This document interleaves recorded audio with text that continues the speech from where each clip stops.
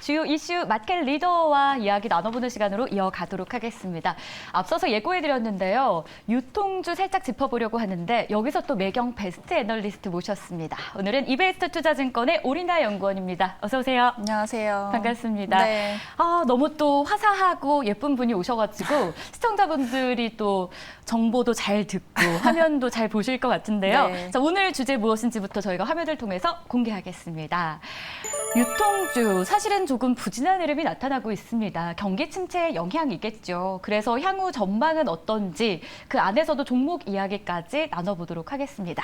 자, 먼저 큰 그림부터 체크를 좀 해볼 텐데요. 소비 심리가 위축되고 있습니다. 네. 저만 하더라도 지갑문 열기가 쉽지 않은 상황인데 이런 상황에서 유통주 당연히 부진할 수밖에 없을 것 같고 좀 어떻게 보고 계셨어요? 언제까지 이어질까요? 일단은 작년에 우리나라 사람들이 먹고 쓰고 소비한 금액이 550조 원 550조 원. 네, 였는데요. 보통 소매 판매액이라고 저희가 지칭하는 데이터인데 근데 올해 이 소매 판매 금액이 1.8에서 2% 정도밖에 성장을 못할 것으로 추정을 하고 있습니다. 원래도 이제 내수가 성숙 시장이다 보니까 뭐 한 2, 3% 정도 성장하는 게 보통의 모습이었었는데 이제 올해 같은 경우는 물가가 또 올랐다 보니까 그리고 물가 오른 거 고려하시면 실질 소비 같은 경우는 그렇게 크게 늘지 않는다라고 봐야 될 것 같고요. 그래서 저희가 쓸 수 있는 돈이 좀 한정되어 있다 보니까 이런 돈이 어느 채널로 가는지가 이제 업종단에서는 굉장히 중요할 것이다 이렇게 전망을 하고 있습니다.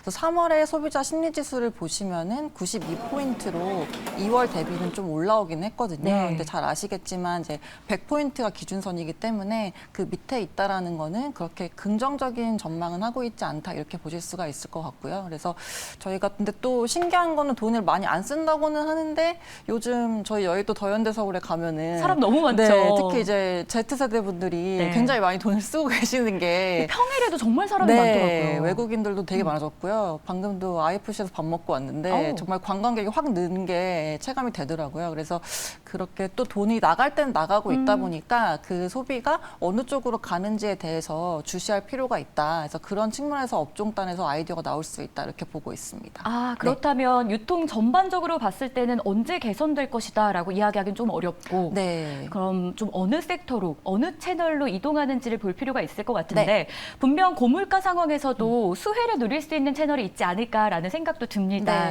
좀 기대되는 채널 어디로 보고 계세요?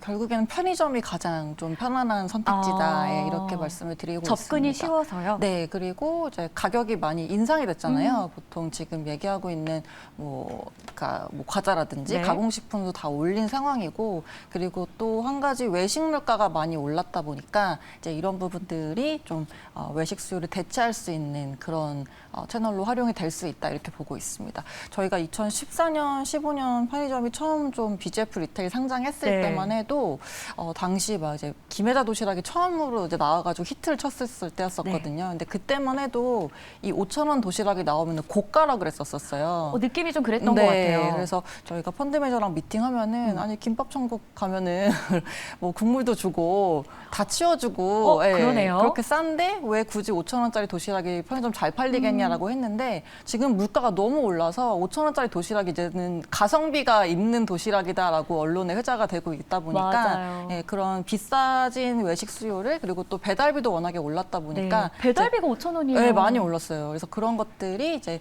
좀 위축되면서 오히려 편의점이 흡수할 수 있는 여력이 있다. 그리고 특히나 이런 쪽은 마진이 좋은 상품이거든요. 이제 기존의 편의점 같은 경우 담배 매출 비중이 좀 높은 편이었는데 담배가 수익성이 그렇게 좋은 품목은 아닙니다. 근데 이제 음식료품이나 그리고 도시락이나 FF 저희가 보통 일배식품이라고 불리는 프레시푸드 쪽을 많이 팔아야지 수익성이 좋은데 이제 이런 쪽이 올라오는 게 긍정적이다 이렇게 평가를 하고 있습니다. 오늘 제가 방송 준비하면서 메이크업 해주시는 선생님하고 이야기를 잠깐 나눠봤는데 선생님은 편의점 자주 가세요? 그랬더니 샐러드를 또 편의점에서 사 드신다고 하더라고요. 저도 어제 너무 배가 고파서 김밥 한 줄을 샀는데 4,000원이었어요. 이제 편의점 김밥도 매장에서 사는 거랑 가격이 비슷하다. 가격이 많이 올랐다라는 부분을 좀 체감할 수 있었는데 그 이야기를 해주시면서 결국 고금리 상황에서 이런 편의점 쪽으로 시선을 돌려보면 좋겠다라는 아이디어도 함께 얻어볼 수 있었습니다. 자, 그렇다면 명품 이야기도 안 할 수가 없습니다. 이 명품 시장이 이제 뭐 코로나가 좀 풀리고 위드 코로나로 가면서 해외여행을 가는 사람도 많긴 한데 여전히 백화점 가보면 줄 서 있어요. 있어요. 번호표 받아서 들어가고 네. 핸드폰 알람 울리면 뭐 10분 안에 입장해야 되니까 네. 막 10분 안에 가려고 뛰어가기도 하고 그런 상황인데 결국 백화점이 좀 수혜를 입지 않을까라는 생각도 드는데 이 흐름도 좀 체크해 주실까요? 백화점 명품 성장이 이제 최근 2, 3년 동안 계속적으로 고성장을 했었다 네. 보니까 이제 올해도 성장이 가능할까라는 의문들이 다들 있었던 상황이었는데요. 근데 고맙게 또는 이제 소비자 입장에서는 고맙게. 별로 고맙진 않지만 네. 명품 업체들이 계속 가격 인상을 좀 단행을 하고 있다 보니까 그게 포인트군요. 그것 때문에 이제 기계적으로 좀 올라오는 부분들이 있을 것이다 이렇게 전망을 하고 있습니다. 그리고 사실 명품이 이제 성장이 좋아도 백화점 수익성에는 그렇게 도움이 되지 않는 품목이었거든요. 네. 이제 아시겠지만 뭐 백화점의 명품 같은 경우는 사람들을 집객할 수 있는 효과가 있는 그런 MD다 보니까 좀 수수료가 낮게 책정이 되어 있는 상황이고 가장 좋은 거는 여성 의류를 판매를 해야지 백화점 실적에 좋은 영향을 미치다 보니까 사실 명품이 늘어난다고 무작정 그렇게 좋은 것만은 또 아니었기 때문에 이제 올해 같은 경우는 MD들 통해서 그러니까 그동안 바꿔놓은 MD 통해서 패션 쪽 올라오는 부분에 주목을 해야 된다 이렇게 판단을 하고 있고요. 그래서 더현대서울이나 신세계 대전 아트앤사이언스 점 같은 경우가 최근에 가보면 정말 놀랄 정도로 제가 유통을 커버하면서 처음으로 이런 젊은이들의 백화점을 구현해냈다라는 게 굉장히 네. 의미 있는 지점이라 생각하고 있거든요. 그래서 특히 아시겠지만 지하 2층 같은 경우는 임원분들이 다 모르는 브랜드로 채워라라고 특명이 있었다고 할 정도로 저도 가보면 나이키랑 아디다스 말고는 아는 브랜드가 별로 네. 없어요. 가보면 그래서 그런 식으로 이제 집객을 유도할 수 있는 그런 MD를 바꿔놨다는 게 이제 코로나19 동안의 그런 과정이었었고 이제 그런 게 결실을 맺는 게 올해가 좀 되지 않을까 이렇게 전망하고 있습니다. 그러면 정리하자면 올해까지도 그런 명품의 힘을 입어서 백화점들이 좀 계속 이어나갈 수 있을 것이다. 긍정적 흐름이. 이제 긍정적 흐름 자체는 아무래도 앞서 저희가 서두에 얘기했던 네. 큰 그림에선 소비가 좀 제한적이다 보니까 고소득층 그리고 VIP 쪽 소비에 좀 집중을 해야 된다라고 보고 있고요. 네. 그런 비중이 높은 업체들 위주로 접근하는 게 좋겠다라고 말씀드리고 여기서도 있습니다. 옥석 가리기가 좀 네. 필요할 수 있겠다는 네. 점 기억하도록 하겠습니다.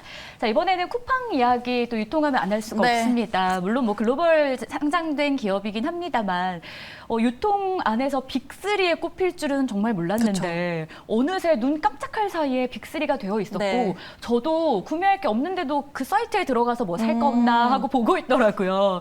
아주 일조해 준 거 아닌가라는 생각도 드는데 두 개 분기 연속해서 흑자를 기록합니다. 네. 첫 해에는 이벤트성이겠지. 네. 이런 시각도 많았는데 두 개 분기 연속하니까 여기서 우리가 어떤 의미를 발견할 수 있을까. 맞아요.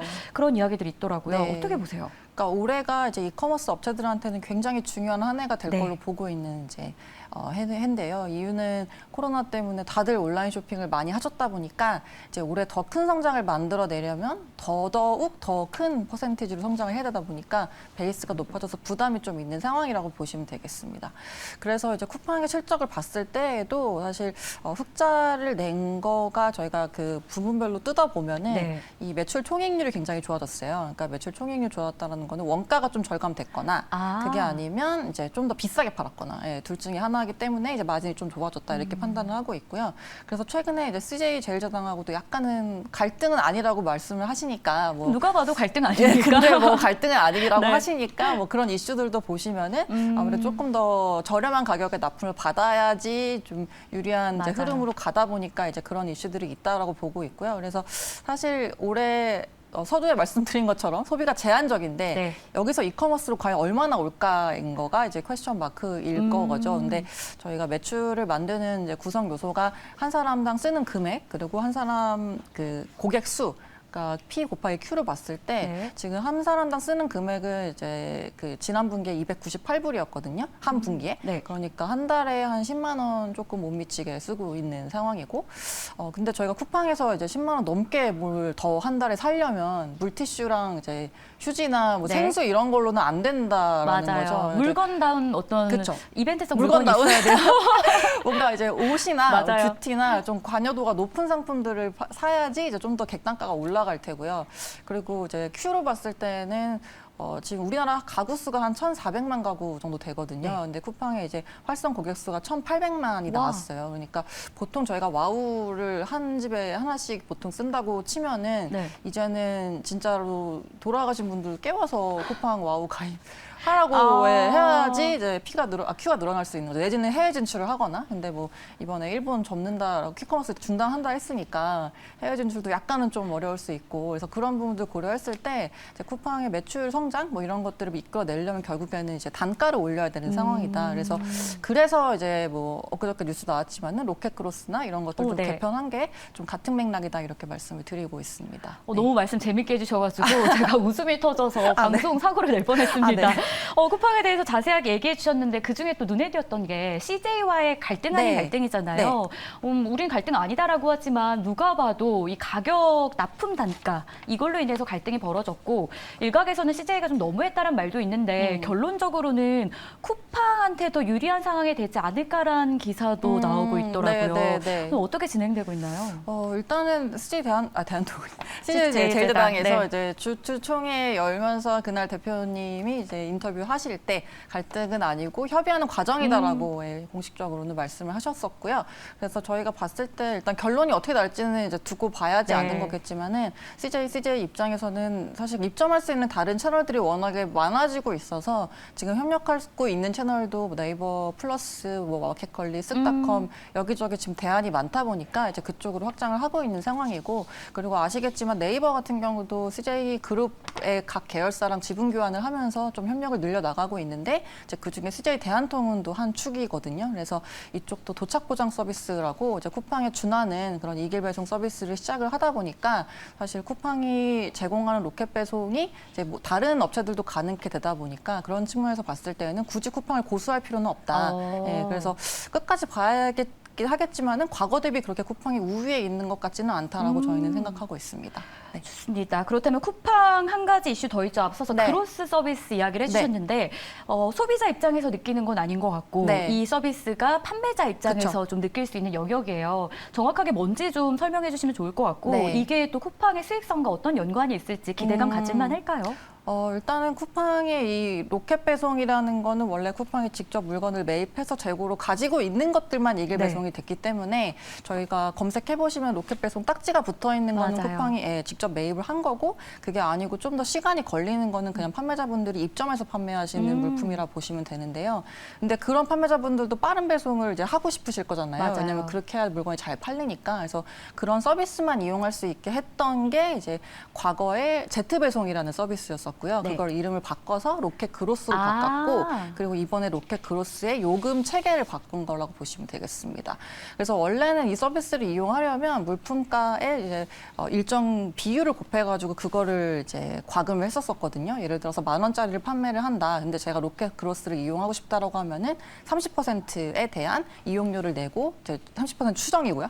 네, 그 정도를 내고서 이제 이용했었는데, 이제 이거를 입출고 그리고 배송비, 반품비, 보관료 이렇게 다 나눠가지고 따로따로 과금을 하겠다라는 게 이제 이번 개편의 내용이었었고요. 대신에 이 판매 수수료 같은 경우는 기존의 30%로 추정되는 그 수치보다 훨씬 더 낮은 수준으로 이제 해주지만은 다 이제 여러 가지 부분들에 대해서 따로 과금을 하겠다라는 게 이번에 나온 내용입니다. 그래서 셀러분들 입장에서는 저희가 이제 시뮬레이션을 돌려보니까 제가 엊그저께 레포트를 썼는데 네.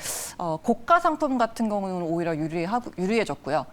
그리고 한 2만 원 밑에 있는 상품들 같은 경우는 오히려 지금 바꾸는 게 더 부담스러워졌다 이렇게 보시면 되겠습니다. 그래서 패션 쪽을 좀 강화하려는 움직임인 것 같습니다. 네. 그렇다면 저희가 시간 관계상 이 얘기는 근데 꼭 듣고 싶어요. 네. 최선호주를 유통주 안에서 꼽아보고 싶은데 간략하게 좀 소개해 주실까요? 네, 편의점 업종에서는 GS 리테일 가장 좋게 네. 보고 있고요. 좀 작년에 워낙에 이제 이커머스 때문에 고생을 좀 했었다 보니까 더 나빠질 게 없는 그림에서 주목을 하고 있습니다. GS 리테일이 네. 최선호주로 꼽혔다라는 점도 유통주 안에서 저희가 기억해 보도록 하겠습니다. 네, 이렇게 해서 이베스트 투자증권의 오리나 연구원과 이야기 나눠봤습니다. 오늘 말씀 고맙습니다. 네, 감사합니다. 네, 저희가 1시간 동안 준비한 소식 다 전해드렸습니다. 내일 이 시간 다시 찾아뵙고 주요 이벤트 소식들 종목까지 알려드릴게요. 오늘도 시청해주신 여러분 고맙습니다.